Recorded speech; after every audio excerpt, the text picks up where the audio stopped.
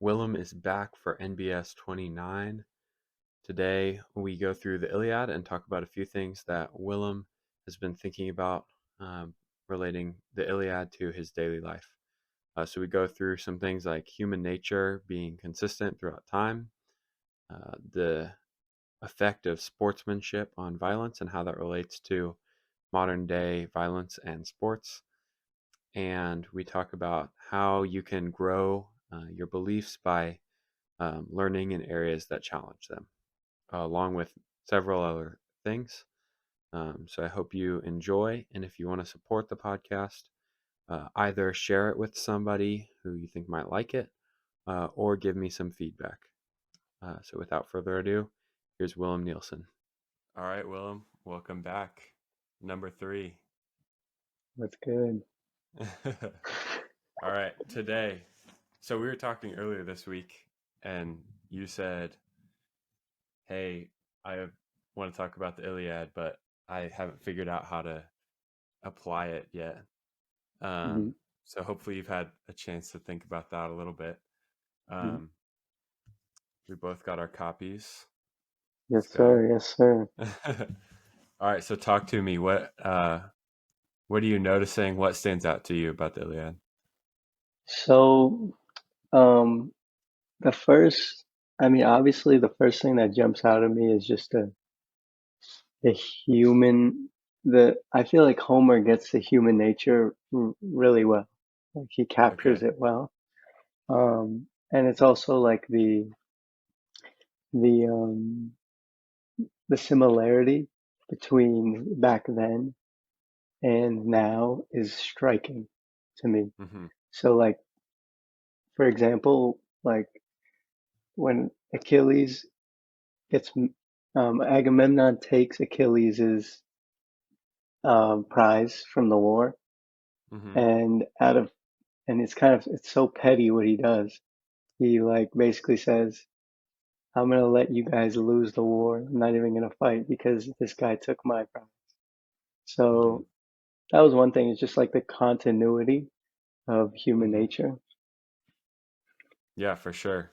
I I've been thinking about this a lot because I read this book, or I read part of this book by Ray Kurzweil, who was the hmm director of engineering at Google for a while, and he wrote a book titled "The Singularity is Near," when when technology transcends biology, or something like that.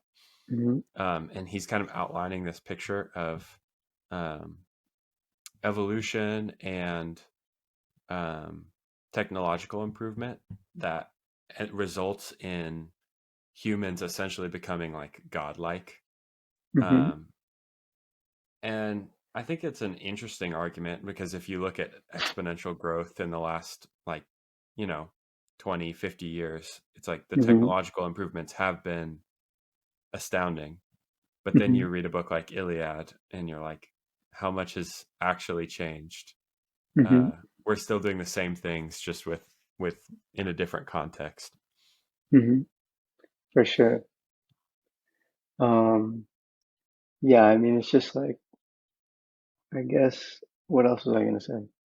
Like the also the fighting of it, like, you know, you see the similarities with the escalation of violence and how Hmm. the whole Trojan War started with, you know, he someone just took Helen, or what was, oh yeah, Paris took Helen, Hmm. and so then someone on the Greeks got tight, and then they attacked the Trojans, and then it just kind of built up. But a difference that I noticed between back then and today is that a lot of times the war is like ritualized. And what I Mm. mean by that is like it's interesting because they're fighting and they're killing each other, but they also have some agreements. Like there's one time where they like agree to take a couple of days to burn the bodies. Yeah. Or there's one time where they agree, okay, we'll just have a one-on-one right now. Right. And I was thinking it would be like if the US is like fighting, I don't know, terrorists or something. And Obama like was like, all right, I'm gonna challenge Bin Laden to a one-on-one. But it would just be like completely unheard of. So, Right. right, like our notion of war is just absolute competition with no cooperation. Interesting. But they have some cooperation, they have some rules that they don't break, which I thought was interesting too. Yeah. Yeah, so there's I'm thinking of, I have here the duel of Hector and Ajax. So that's like Yeah, one of the 1v1s. And then there's also the point where they play like the war games. I can't remember if yeah. that's or no, it's the funeral games. Um have you finished? No. Okay. Well, there's a point where they play like funeral games basically. Hmm. Um but the games are like them fighting basically. um which is interesting. I think there's a couple like comparisons maybe you could make. One would be to professional sports. Hmm. Like that's the closest thing we have to that level of, you know, Hmm. cooperation in violence. Hmm.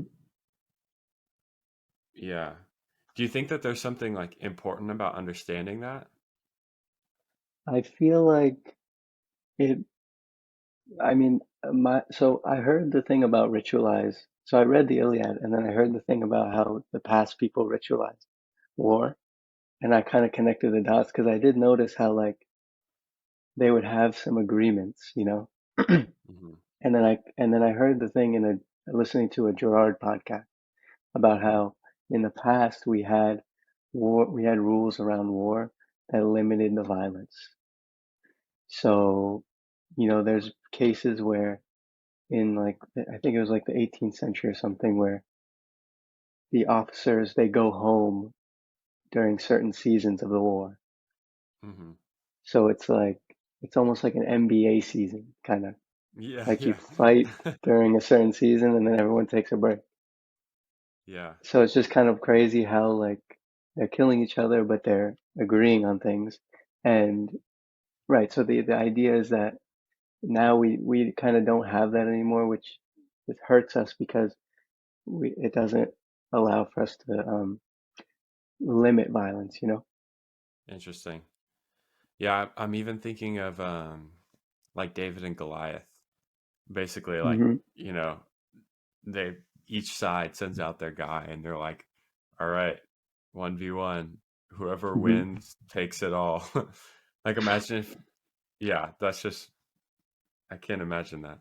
Imagine like in an Yeah. NBA game where like, all right, you send out LeBron, you send out Steph, 1v1, whoever wins takes the finals. Yeah.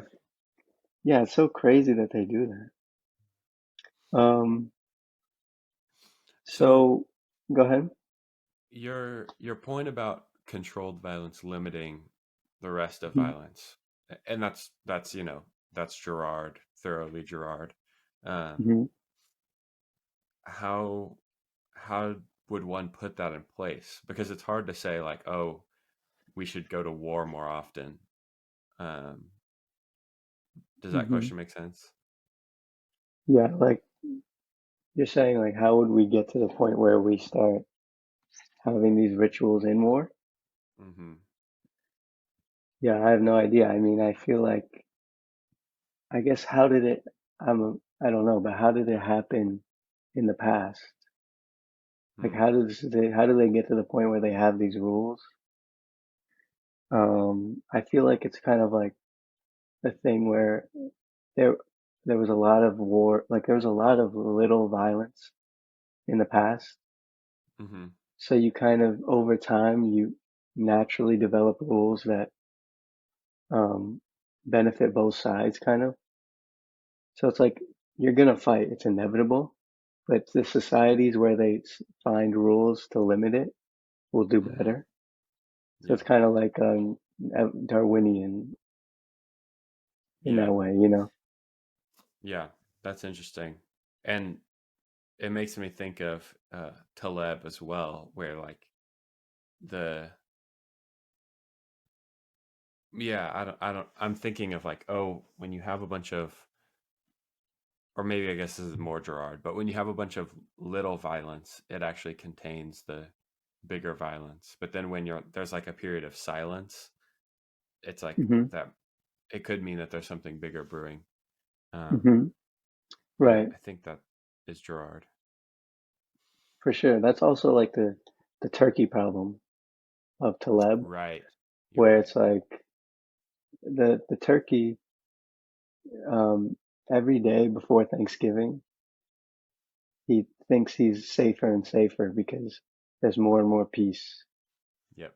or there's less and less violence towards him. And the day of Thanksgiving, he thinks he's the safest, and that's Right. when he gets killed. So it's like you can't automatically just extrapolate from data necessarily. Yeah. Yeah. That is. Uh, can gamesmanship in violence prevent large scale violence? Is an interesting Yeah, question. yeah. And I and like you could take an example of something like the Olympics, right? So like think of the Olympics during the Cold War, where you have this like rivalry between the US and the Soviet Union. Mm-hmm. How much does that help kind of prevent, like how much is that an outlet for competition and violence? Hmm. Um and is that level of gamesmanship actually like enough? Hmm. Yeah, like it kind of reminds me of also when I've heard like, because I love hip hop. So Hmm. I remember listening to like one of these grandmas of a rapper, and they were talking about the violence of um, different of how black communities get into like gang violence, and they were saying how before back in like the early 20th century, early 1900s, or I'm not sure exactly when, but before like modern era, um, they had feuds and they would just fist fight and they would just square up, fight it out. You know, people would get black eyes. You get hurt, it's not good. But then it would be over. Whoever wins the fight, you know, it's kind of that's the end of it. But now it's like these young kids who are full of like pride have ability to access guns, Hmm. and so they don't have that limiting factor of where we just square up. And so in some ways it's worse because then you have either no violence, no fighting, or just complete escalation where you're killing someone. You know what I mean? Right. Yeah, and that's kind of that seems to be the trajectory of war. Like we're at a point now where, you know, obviously there's the war in Ukraine, um, and there's smaller wars, you know, often, but the number of small scale wars, at least in the West, has like drastically decreased Right, in the last 20 years. And then there's the threat of nuclear bomb, you know, right, on the horizon. So you right. can see how that analogy of the gang kind of carries over into like um, geopolitical stuff as well. Hmm. So there's your kind of like microcosm, macrocosm, uh, Hmm. fractal, fractal understanding of violence. Hmm. Um, so one question I have, well, this is something I've been thinking about a lot, is you're kind of saying, okay, that human nature doesn't seem to change, and that's like a big thing you can gain from the Iliad. Hmm. Um, what does that mean for quote unquote human progress? Um, Hmm. if human nature itself isn't changing? Hmm. Okay. Yeah, I mean, I think I have no idea, but like the answer that immediately pops into my head is just that our technology has gotten better, but our Hmm. behavior is the same. And so we're interacting with these new tools, and it gives us different behavior, Hmm. but it's similar because our biology hasn't had the time Hmm. to evolve. Hmm. Um, so yeah. Yeah, For example, um, this is how I've been thinking about the AI progress that's been made. Mm-hmm. Um, because I think a lot of people tend to think about they tend to dramatize you know that progress and think like, oh, we're AI is going to take over the world, it's going to replace all the jobs and all Mm-hmm. this stuff. Mm-hmm. My counter argument would be it's what's happened with all the technological advancements in the past is they just shift who has power, right? Mm-hmm. So that it doesn't necessarily, most technologies aren't like democratizing or making things more equal. And Mm-hmm. sometimes they are. Something like, the car, or I don't know. There are examples. Mm-hmm. Um, but particularly with AI, where it's so data driven, I'm like, I expect that it would just give more power to the people who have the tool, Mm-hmm. and can profit off of the tool. Mm-hmm. Um, so, Could I say something about that? yeah. So, well, I remember I was deathly afraid of getting my job taken as a software Okay. engineer. Yeah. Yeah. So As a I, programmer. Yeah. so I was like, yeah, I was telling my friends like, this is like a year, like 6 months ago. I was like, oh my God, like, what am I gonna do? People don't even Yeah. realize AI is gonna be so big. And and then I was reading this book about economics. It's called Economics in One Lesson. I forget who it was by, I think Henry Hazlitt or something. But he is talking about how every time there's a technology, people, the workers get worried.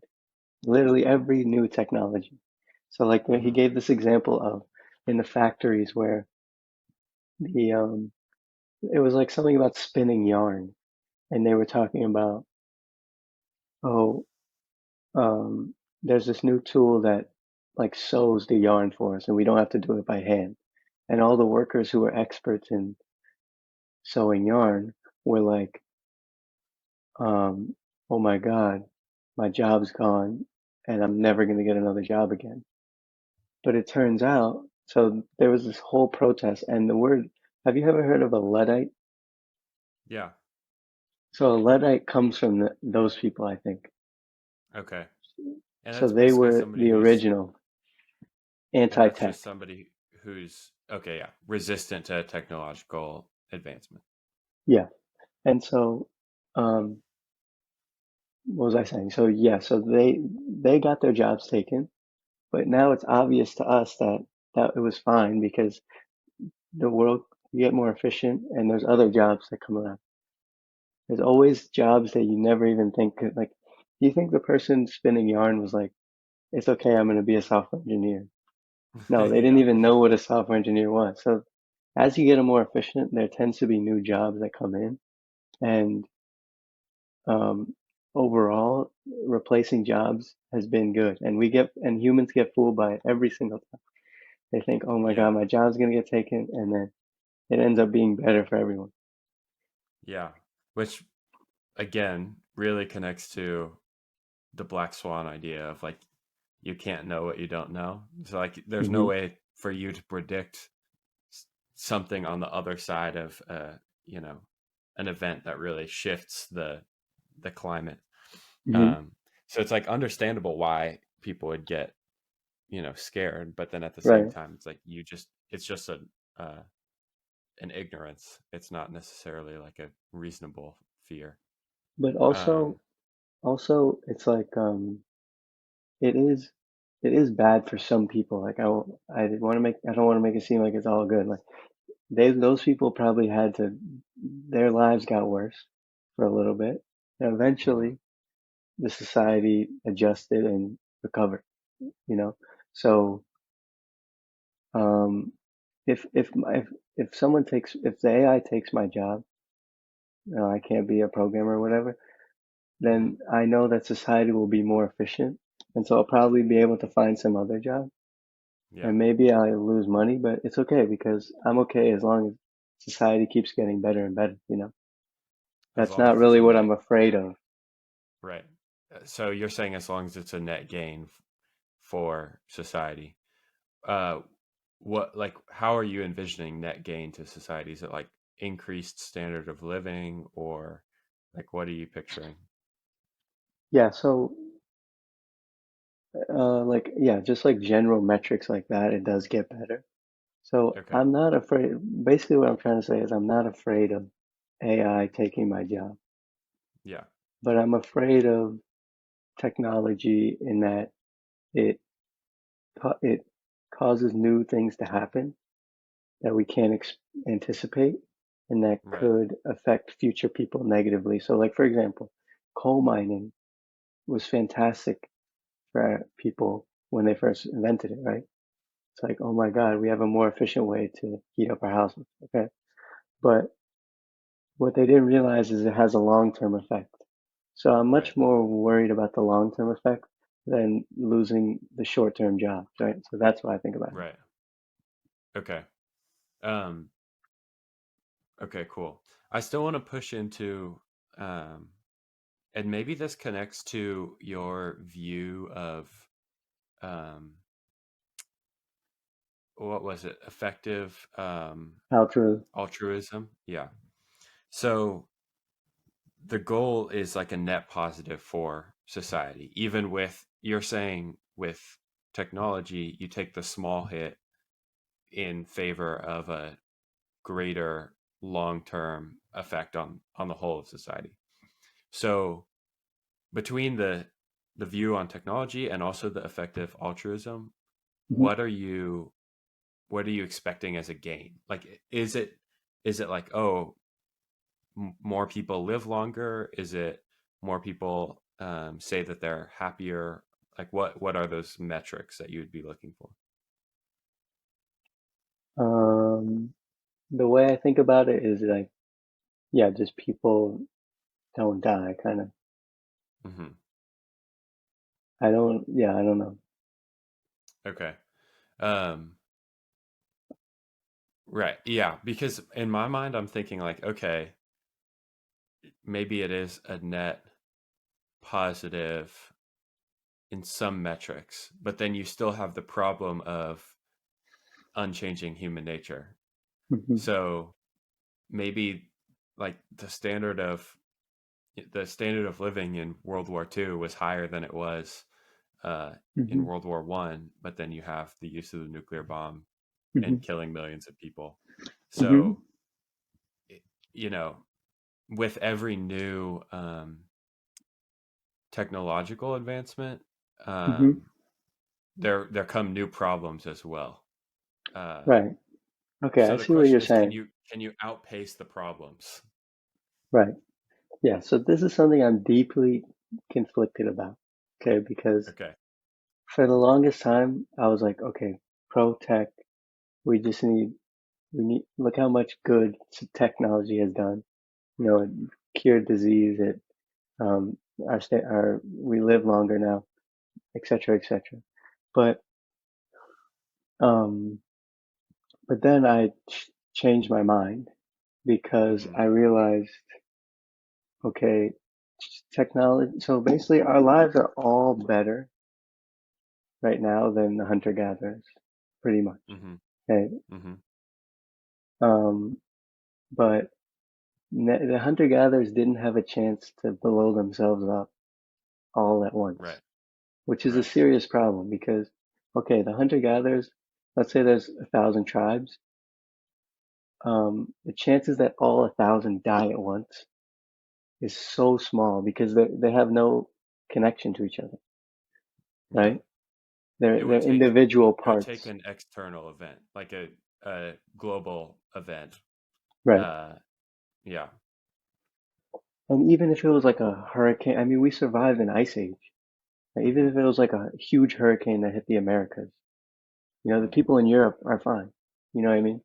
So my point is just we were much more robust as a race Hmm. back then, even though our lives Hmm. were all worse, right? Yeah.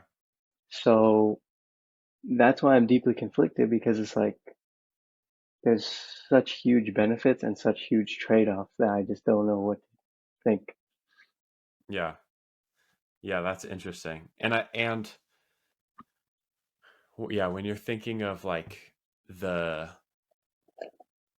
um when you're looking at it from a Darwinian perspective, right?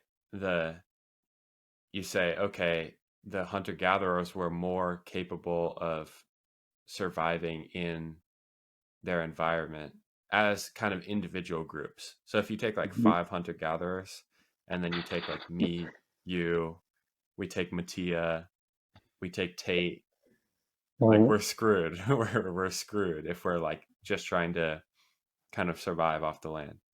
right. Yet as a society of, let's say, just America, whatever, 330 million people, we're so much Hmm. more capable um, than the hunter gatherers, but with such a Hmm. greater risk. So Hmm. from an evolutionary perspective, you're you're saying like, okay, there are some short-term gains to be had in Hmm. technological advancement, but Hmm. does that actually provide the long-term gains of, Hmm. continuing to Hmm. improve, or do we just wipe ourselves out? Hmm. Exactly. And Okay. also, like, I mean, I kind of made it sound like I'm pro tech, but like in terms of like the thing about replacing jobs, but Hmm. um, I'm considering, moving to the country and like living, like my one of my dreams is to move to the country and live off the land. You know what I Yeah. mean? Because I feel like it's healthier. Hmm. Because a lot of these things is like the way I think about health is like if it's the kind of like the paleo perspective, which is we evolved in a certain environment. We Hmm. changed our environment a lot, which gives us a lot of these health problems. And so we can try to do the science and try to figure out everything for this new environment, or and that takes a lot of effort. It's like you have to read all the papers, you have to understand the human body incredibly well to Hmm. know exactly what stretch to be doing, or you could just go to the fields and run around and it should have the same effect. You know what I mean? So Yeah. it's like a simple Yeah. way to get the same results in terms of health. So that's another thing where I'm like, I feel like I should give up technology for my own personal health. Interesting. Do you know the guy? I think it's like Brian Johnson or something like that. The billionaire who's like spending all the money to try to like reverse aging. No. Okay, I'll send it to you after, and I can include like a link to his YouTube. But he's a billionaire, and basically like he spends hours a day, like millions of dollars a year, just trying to stop himself from aging. Hmm. So like there are some biological markers of age. I think it's like telomere length or something like that. Yeah. Um, and he does all this research and everything, and he takes like, there's pictures of like him with a like 100 vitamins in his hand, and he's just like Hmm. taking them all. And so to me, that's kind of what you're talking about. Like there's this Yeah. picture of like we can either go the route of understanding our biology, like through science, we understand our biology, and then we create a bunch of ways to meet those biological needs. So that's kind of the way he's going, right? Hmm. Or we go like what you're saying, we go back to the context of um, our, our where we biologically were evolved to fit or designed to fit. You can make Hmm. the argument either way. Um, but the reality is we can't outpace or outgrow our biology or Hmm. quote unquote human nature. Hmm. Um, and so to me, the two paths meet. It's like I eventually, if we learn about our biology enough, we're gonna Hmm. have to realize that the best thing is, Mm, you, what, maybe it's regenerative farming, where hmm you know, or it's hunter gathering, or whatever it is. hmm Um, it's hard for me to imagine a world in which our ability to produce technology beats, like hmm outperforms the environment hmm that we were originally in. hmm Yeah, I mean, well, I agree with you, I think. But to push back, I would say, I think at first I was like, all right, we got to go all the way back. If you Hmm. want to get the true health effects, you can't, you can't have light. You need to live by the fire. Yeah, You can't have go Liver electricity. King mode. Exactly. But then I was thinking like, well, I feel like there are some instances where you can change your biology, you can change your environment, and still be okay. Like, for example, Yeah. like farming. Um, Farming is an incredibly new technology relative to Hmm. human um, race lifespan. Yeah. But I think it's still. I wouldn't say like we can't do farming. You know what I mean? Because it's like okay, it has some bad effects. Like maybe you eat too much grain, your breath stinks. But you can kind of get around. You can get around it. Right. Yeah. But yeah, so I feel like just completely going all the way back is wrong. You know? Yeah. Yeah. So you're introducing the option of a middle ground. Like, there is an aspect of human biology which is suited to, like, living in a home of Mhm. some kind, and actually building tools. Like, these are things that fit into Right, right, the exactly. Yeah, like stone yeah. tools. Right. To me, it's just the uh, pace. Like if you just introduce something too fast and everyone starts using it, it could be dangerous. You know? But if you right. slowly start to evolve, then that's okay, as long as it's at the right pace. Yeah, but that's the history of technology, isn't it? Like, we create things too fast, they ruin stuff, and then we realize, and then we make the changes. Yeah, it's a lot of times it's after the damage Yeah. is done. Right. um okay, well, we chased a rabbit down the trail there. um I don't think I had another question, but I did want to go back to um the Iliad. So hmm we we just finished our long conversation about human nature, and Homer really helps us understand, um, hmm that human nature really is the same, although there are some differences in how we ritualize violence, and we may be hmm actually missing out on that, um, because we're hmm not, participating in the same things. hmm Do you have any other insights that you were, kind of pulling Yeah. from the Iliad? So I want to talk also about the gods. The gods are Hmm. very interesting Very much so. because one thing that jumped out at me, like in the book I'm reading, there's this like introduction by the translator, and he's basically like, the gods are different. He's saying like the gods are similar, they still get mad and stuff, but they're different in that they're immortal or whatever. And what jumped out at me though was just the incredible similarity of the gods to the humans. I mean, like it's almost like a mirror image. Like the Agamemnon and Achilles are fighting each other about some. They want to both be honorable, some prize, and the gods do the exact same thing. They're like, I'm rooting for the Trojans. How could you offend me like that? And then they do things out of spite all the time. And so it's just like, so that's another thing that jumped out at me was the similarity of the gods. Do you have something you want to say, or I can go to the next? I mean, I can touch there. I think there are some really interesting, kind of parallels to Christianity. I think this may be one area where I could open some doors to, like, maybe some people have some idea of what Christianity is, and I could offer an alternative perspective.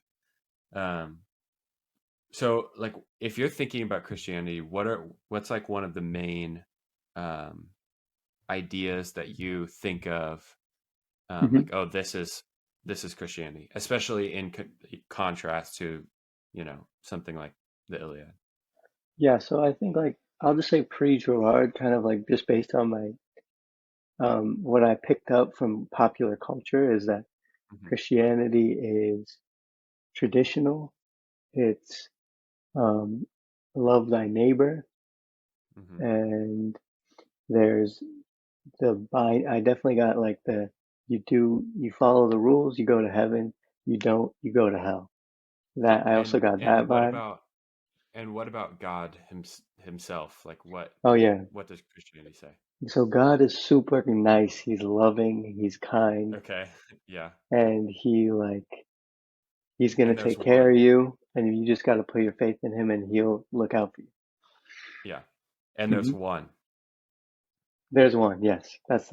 and so I think a lot of people think like the world that Homer is describing and the world that Christians are describing can't coexist Mm, because you think either I have this one God who's loving and kind, or I have this a bunch of these chaotic gods who are all like crazy and basically have human interests. mhm, Um, so I don't want to go like deep into the theology, but there is a way that you could interpret the Bible, which is not that far. It's not like a crazy interpretation that would say the gods in the Iliad are either like fallen angels or angel. Like you could say there's room for lesser spiritual beings. So mm, mhm, if you think about, you have to transport yourself back into this time period mhm, where that this is the spiritual is their best way of explaining things that they don't understand and the way that the world works. So mhm, I kind of like to compare the way that we think about like a law of physics mhm. or like the laws of physics. That's Yeah. kind of how they're thinking about the gods. Mhm, Um, and so you could actually interpret the Bible as saying, and the Bible does say this, that there are lesser spiritual beings which are kind of mhm, overseeing the world, mm, and either causing order or disorder. So like mhm, there's a verse where Paul is talking about like um, the I think it's like basically just like the powers and principalities, but it's like spiritual beings which are ruling over um, people groups. So mhm, when two people groups go to war, he actually is describing it as two spiritual beings going to war. mhm, Um, so again, same thing, right? Um, so mhm, okay, you were just talking about the gods and how they're they act kind of human. mhm, Um, all I wanted to say there is just that like that I actually tend to think that Christianity would agree, um, and that there's a pretty rich theological area of saying like uh, trying to attribute interpersonal conflict and geopolitical conflict mhm, to spiritual governing bodies. Um, and in order to do that, you kind of have to make them, they have personal interests. They uh, have pride and mhm, envy, and um, so I just kind of wanted to open the door to like, mhm, that's not, that idea can coexist with a Christian world, because Hmm. I think that's a super compelling reason to like listen to both the Iliad and the Bible. So, all right, my Okay, wait. spiel. So let me try to understand though. So basically, you're saying the angels from the Bible are like they're spiritual, so they're not fully human, Hmm. but they're not the one God either. And Right. so that's kind of similar to the Greek gods in that they are not fully, they're not fully human and they're not all powerful or all loving like the Christian God. Right. Now, and there's nuance when the Bible kind of describes good and bad angels, right? So there's like angels of the Lord who are just like messengers for the one true God. And then um there are like demons, obviously. So like fallen angels. Um and even when you think uh if you read the Old Testament, Mm-hmm. um there are other people groups worshiping other quote unquote gods. So Mm-hmm. they're like doing human sacrifice or these different rituals to worship other gods. Mm-hmm. Um and the Bible doesn't say, "Oh, well your God doesn't exist." It says, "No, our God is way more powerful than your God.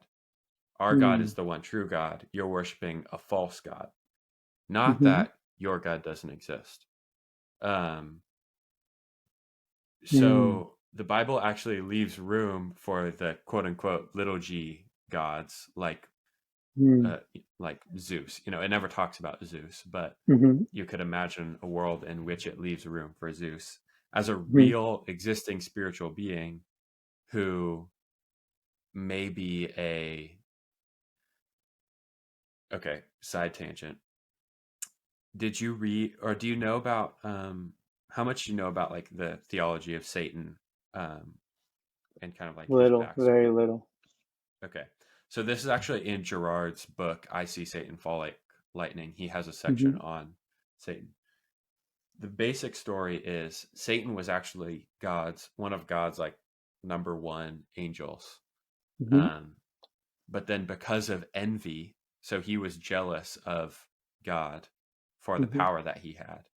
Mm-hmm. He rebelled against God Mm-hmm. and was like cast down, whatever that means. But basically, he kept his status or his existence as a spiritual being, but Yeah. he basically corrupted himself. Mm-hmm. Um, so one way of interpreting the other gods, the false gods that people are worshiping, is saying they're actually just worshiping other angels that fell like Satan did. Mm-hmm. Mm-hmm. And that would kind of explain why there's this level of pride and like jostling for power, right? Mm-hmm. Um, so I think that did that answer your question? I can't remember what your question was. I was trying to understand. You're saying they're spiritual and they're human. That's right. So that's how the human aspect could get, or the quote unquote human aspect, Mm-hmm. where they're like kind of experiencing emotions and acting. They're like they get angry and stuff like that. Mm-hmm. That could be explained through um, them being the fallen, like essentially like almost demons, like Mm-hmm. bad versions of the angels, Mm-hmm. um, which I think you can kind of see in the Iliad when like they're like cheating on each other and sleeping together and like getting pissed at each other. So Mm-hmm. For um, sure. For sure. yeah, So yeah, I mean, I guess to do what you do to me, which is so basically what I understand you're saying is people think that the Iliad and the Christian, both their narratives can't coexist. You're saying they can. Well, what does that mean for us? Like how do we, where do we go from there? yeah, yeah. Good question. Um, so I would say there's two ways of looking at it, right? I was in in my program, which was Christian assumptions. That allows you to look at the Iliad from a Christian perspective and say, what's going on here? Hmm. Because instead of writing it off, you can say, oh, this book has a lot of true stuff in it. Hmm. How do we find that? How do we decipher, what's good, what's not, that kind of stuff. Hmm. So if you're operating from a Christian perspective, you could uh, you could do it that way.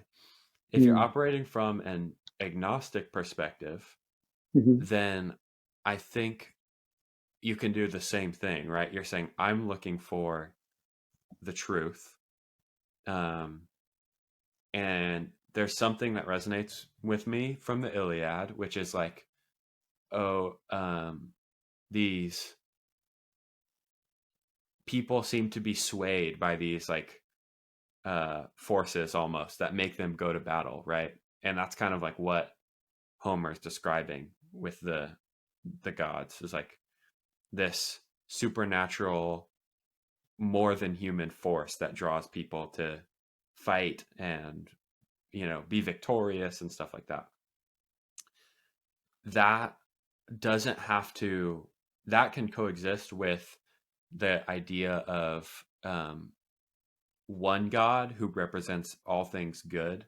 So Hmm. if you were to, you're like, again, from an agnostic perspective, you're like, okay, it seems like maybe there's, even if I don't believe fully in like a Christian God, I can see kind of like this idea of a God who created the world and um, represents all the, is the loving and um, looking out for your best interests God. Hmm. Um, there's like something there that's true as well. Um, and so I would say, like, if you're trying to take bits and pieces from um, the best books ever written, some of the Hmm. best books ever written, you don't have to cancel them out. Um, you can say, you can Hmm. dig deeper and see how they align.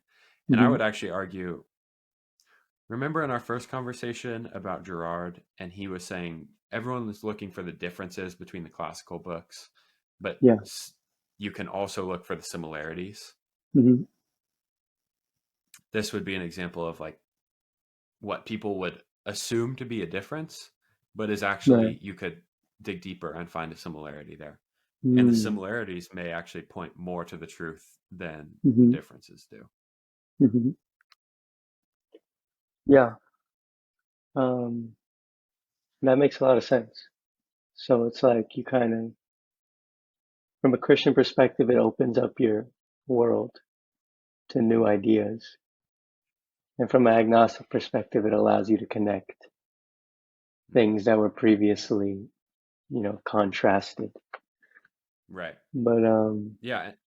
go And ahead. and I think that's, to me, if I'm talking to you, somebody who's doesn't believe in the doesn't believe that the Bible like is completely true, right? Right. All I'm saying is like the same way that the Iliad says true things about the world, the Bible does too. And they don't have to, just because the Iliad says one thing and the Bible says a seemingly different thing, Hmm. they don't have to they can coexist. Hmm. Okay, that makes sense. That's a good point. Yeah. So sorry, but just like to drive the point home Hmm. for you and for anybody else who would be listening, like biblical ideas, I, I think a lot of Christians want to treat uh, Christianity like either, oh no, you don't read the Bible at all and you're not a Christian and blah blah blah, or it's like boom, you've become a Christian and you know all the Bible and you believe only the Bible.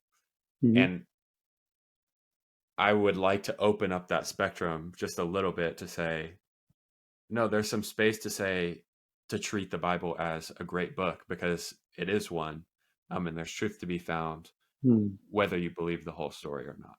And Mm. ultimately, I choose to believe the whole story, but there is a Mm. spectrum That's interesting. Yeah. with Yeah. I that. mean, go ahead. Oh no, you go. I was just gonna say, like, I don't know. It's interesting to me because I feel like our worlds are very different in that we, um, I don't know, like you're, I don't want to be offensive, but it's like Go you're go ahead, kind go of for it. like, you're all in on one, you're kind of all in on Christianity, right? And so it's like a little bit different in that way, but it's also that, um, a lot of times, yeah, I don't even know what I'm trying to say. Like, No, I think so a lot of people who are all in on Christianity don't give room to other people who believe different things. yeah. And my goal, what I have found to be the case in my 4 years of reading, like, all these interesting Hmm. books and stuff, is that there are true things that aren't in the Christian canon.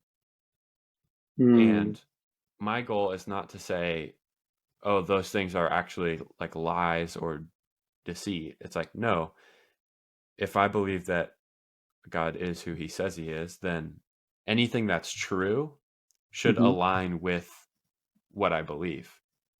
And Hmm. so when I encounter new true things, it either my belief needs to be adjusted, Hmm. or um, I need to find a way to fit the new true thing into the um, the belief that I have, right? Hmm.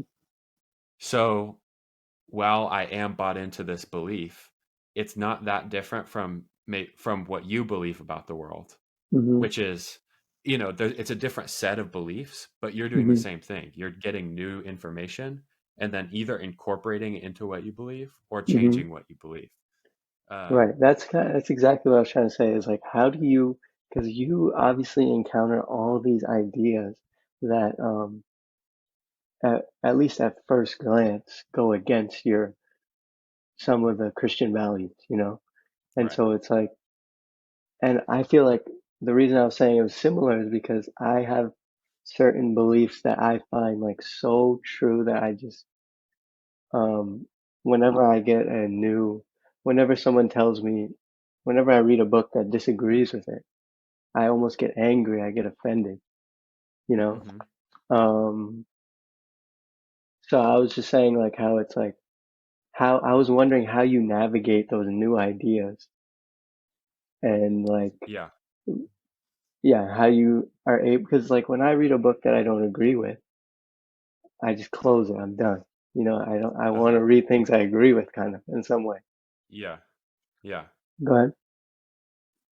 No, that's a really good point. Patience is a big part of it, right? So holding out your judgment until you have heard out the whole argument.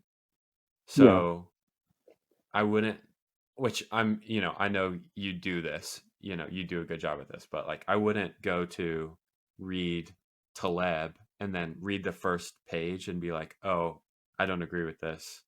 Right. I don't like this. I would say, Hmm. okay, I want to get inside the author's head. I want to understand, what is it that Homer is saying? What is it that Taleb is saying? What is Hmm. it that the Bible is saying?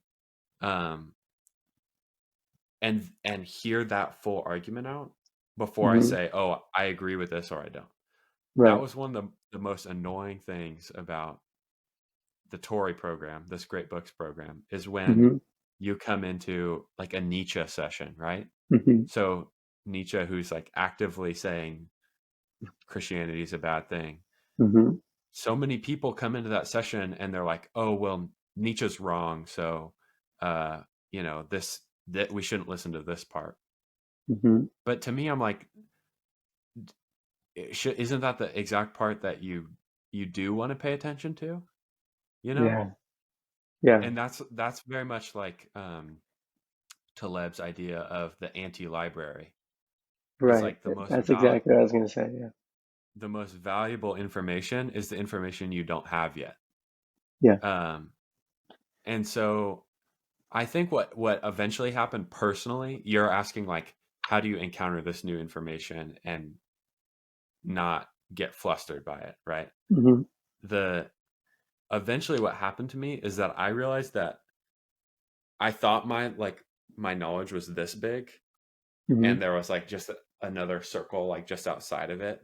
Hmm. But what I've realized is like, no, what I know is this big, and it's just Right. like Infinite. there's so much valuable information that I don't know. Hmm. Um, even theologically, some of the Hmm. best theologians or people who are basically just people who are thinking about God, um, their part of their argument is like you can't fully know God, you can't fully Hmm. understand something that transcends you. Um, Hmm. and so to make a claim that you know, to make a claim of belief about God without having some level of humility, to me that feels like a foolish decision. Um, Hmm. so yeah, I think the biggest thing, right, is patience, but Hmm. and part of it is experience. So you just have to keep getting bombarded with stuff you don't agree with, Hmm. and eventually you start to have that realization of the anti library, which is that the most valuable information is the information you don't know. Hmm. Um, and that's helped me cultivate an attitude of learning and gaining new information rather Hmm. than just holding on to the stuff that I think I know. Hmm. For sure. This reminds me of so I read a little bit of Karl Popper's book, The Hmm. Logic of Scientific Discovery, Hmm. and Taleb got the black swan. Well, Taleb, a lot of his ideas are influenced by Karl Popper, and one of the things is that, well, what Karl Popper was saying in this book is that how do we decide between what's science and what's not science? Okay? Hmm. And the original intuitive definition is that it's evidence-based. Okay? If you make a claim, you have to back it up with evidence. But there's this problem of that by giving that definition, you you allow room for things like what's it called when they do your birthday sign thing, Oh, like astrology or Aries. whatever. Yeah, you Yeah, leave yeah. room for things like astrology where they say they make a claim, and then if something happens, let's say I say your personality is going to be open-minded and disciplined, and Hmm. then I find out that you're disciplined or whatever, and I said like either you're open-minded or disciplined, so I'm going to be right either way, kind of. You know what I'm trying to say? Like basically, either way it happens, they're going to be right. You find evidence that confirms what you Exactly, hypothesize. Yeah. exactly. So actually, it's almost the opposite. Science, what Popper was saying, is that science is things that allow for themselves to be false. Or when you make a claim, you're making a claim that can be disproven, Hmm. and what he calls falsified. Hmm. And so the way I kind of think about what you're saying about what you need to know, the most important things are things you disagree with, kind of, is that um, I'm always looking for something to falsify my belief. You Perfect. know what I mean? Yeah. Because it's like I can have 100 pieces of evidence that confirm my belief, and that's great, but it's not as useful to me as the one thing that changes my belief, right? So it's kind of like I'm Yep. always, yeah. Yeah, I So, mean that's right on. mhm. Yeah, Popper is really interesting. But I also, oh go ahead. sorry.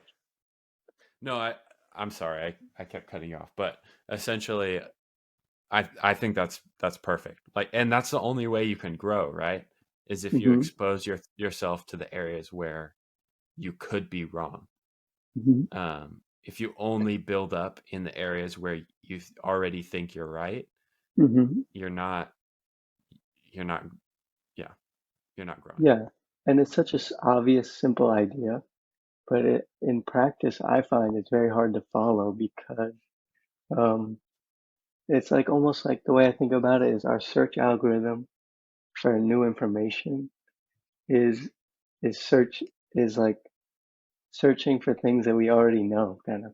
It's Yeah. like the exact, and you get rewarded when you feel good when you encounter information that confirms your belief. You're like, I told you I was right. Yep. And it feels bad, like I was saying, when I encounter ideas that I disagree with.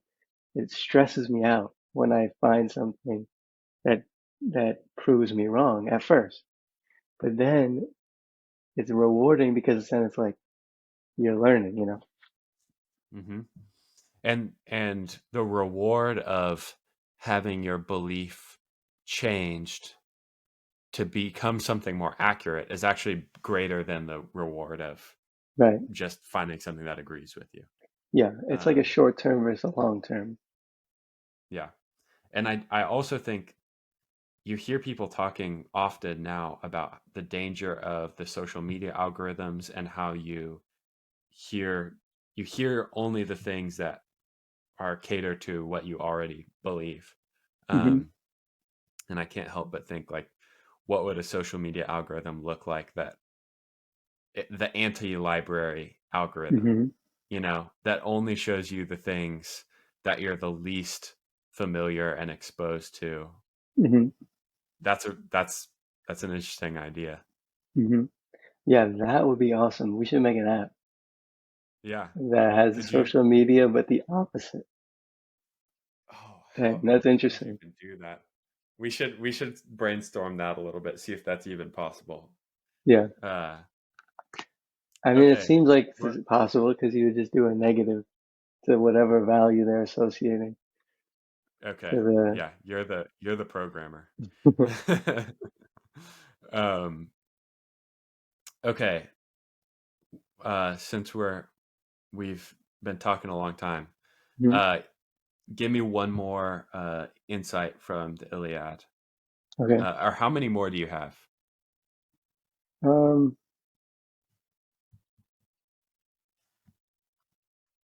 so I have a few, two or three, but I'll just give Hmm. one. Let me just give one. So basically, All right.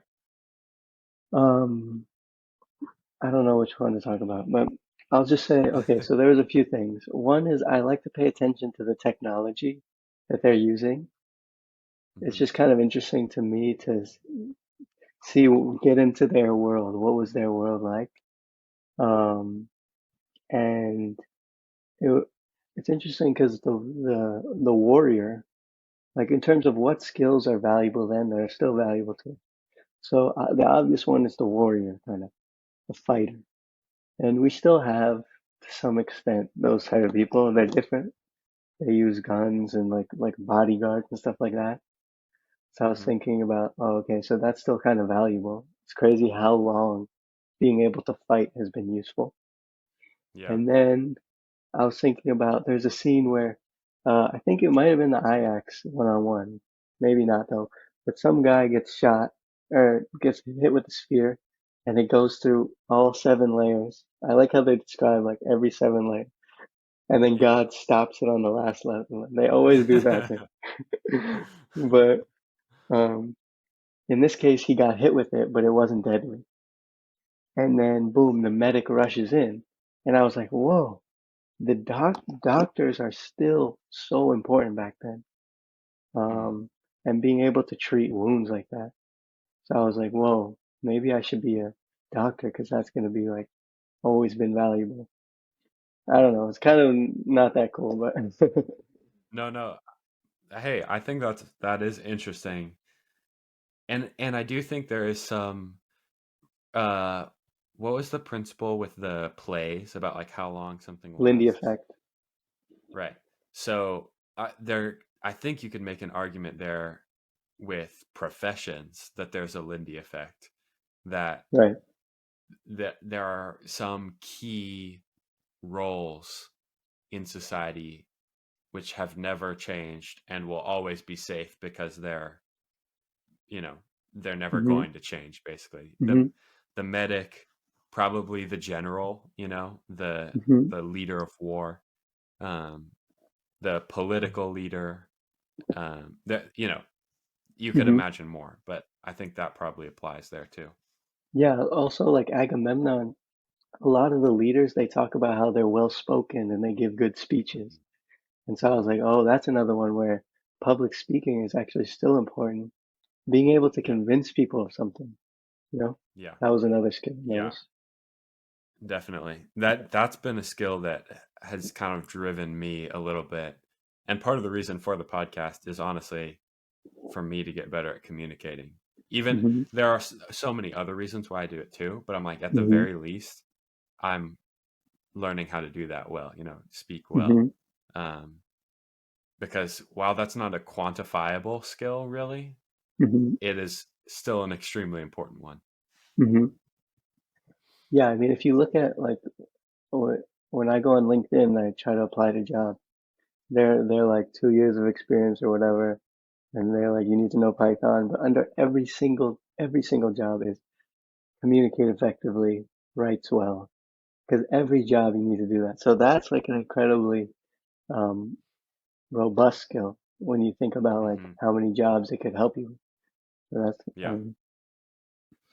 Yeah, that's a good point. Okay, keep me going on the list. Is there any other technologies or any other insights from Iliad?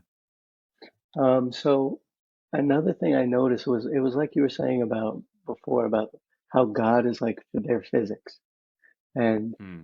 um, it's almost every paragraph. It's God struck lightning so that Ajax had to retreat, or God is so pervasive. He Hmm. and I noticed like he influenced every single event. And in terms of like the intro to my book was like the humans still have free will, and I was like, Yeah. okay, they a little bit, but for the most part, it's just God is doing everything, and that was my impression. And so I was Yeah. like, whoa, like God, it's hard for us to imagine their world is so dominated by the supernatural being, Hmm. and every single thing that happens in the book is explained pretty much by God. Yeah. Yeah, that's super interesting. I don't even know. I would have to think about that one for a while. Hmm. Yeah, I think that's it.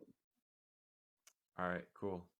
Well, unfortunately, I have to go. Uh, Oh, you gotta I go. would have loved to. Yeah, I would have loved to continue talking. Hmm. But I know, we got more in the bag. So, For sure. This was um, fantastic. I know. So we covered human nature, AI, technology. We talked about gods. We talked about um, learning and falsifying your own beliefs. Um, Hmm. we talked about, and then yeah, here at the end we kind of talked We about. talked about monotheism versus Yeah, that's right. that one too. Or not. It's not versus though. My bad, my Yeah, bad. yeah, yeah, yeah. So we covered a lot of good stuff. Um, but yeah. Well, Willem, thank you again. We'll continue to do it. These are my favorite episodes to record. Thank Uh, you. I love it. yeah. And also, if Cool. Mattia's listening to this, I'm about to go fry you at There we Brooklyn Bridge go. Park. So just make sure you know Let's I'm go, coming. Mattia. Mattia, make it all the way to the end. You got to listen to the last. We're an hour and 8 minutes in. Come listen to Willem. All right. Peace out. Yep.